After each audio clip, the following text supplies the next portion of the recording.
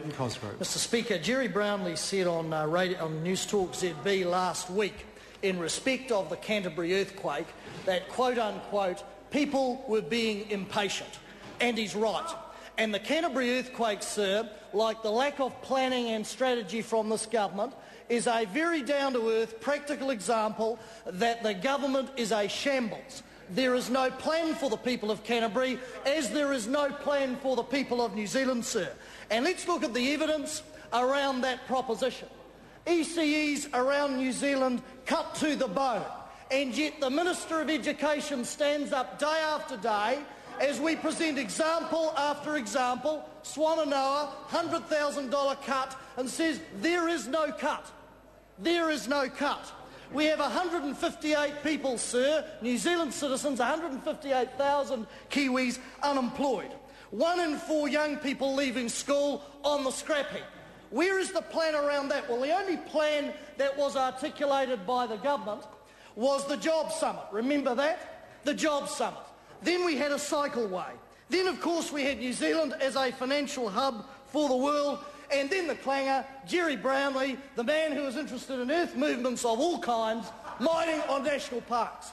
I say, sir, the government's program has more cracks and gaps in it than the Canterbury earthquake or a cheap version of the Borat movie, if you went and had a look at it. That's what I say, sir. That's what I say. And Jerry Brownlee and every other minister, sir, every day gets up and basically says the people are being impatient. They should settle down.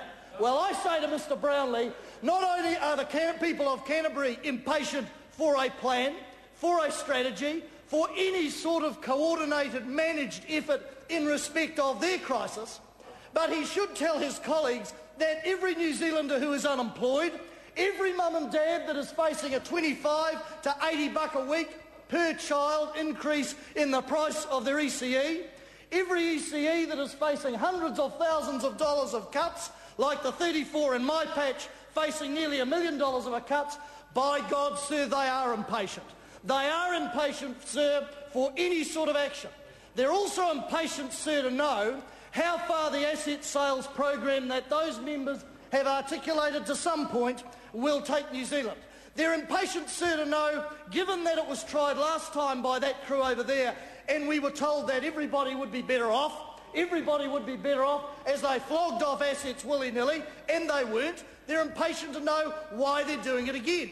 They're impatient to know, sir, why it is that mum and dad Kiwis, who according to that crew over there will be first in the queue, benevolent government that they are, to buy back what they already own with their own money. They're impatient to know the logic around that. The people of New Zealand, sir, are impatient also to know how it is that foreign interests, who gained, of course, Contact Energy 51.8% when it was sold off, how it is that foreign interests will eventually be prevented from gaining our assets. They are impatient to know, sir, the people of New Zealand, where the revenue streams will come from as the government flogs off revenue-earning assets, and they say purchase non-revenue-earning assets, like, for instance, a school. Great thing to build a school. We build heaps of them. But tell me, sir, where, and the people of New Zealand are impatient to know, Jerry Brownlee being the resident genius in the place, how a school can generate revenue as opposed to, say, a power SOE that can. How a school can generate revenue. There are many schools, of course, that are in the disaster zone of Christchurch.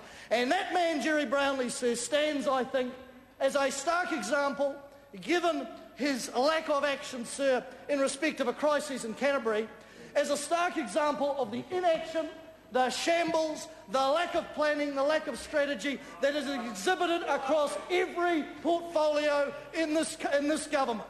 And I say to Mr Brownlee, he is right. People are being impatient. People are impatient to know how they're going to get a job, especially the 158,000, how they're going to get a job, how they're going to make ends meet, where they're going to get this windfall of cash, these mum and dad Kiwis, windfall of cash to be first in the queue to buy back assets that they already own. Because according to the National Party, sir, these 158,000 New Zealanders and others have got tons of dough. They're impatient, sir. They want a job, they want action, they want a plan. And I say to Mr Brownlee, try delivering one. The Honourable Stephen Joyce.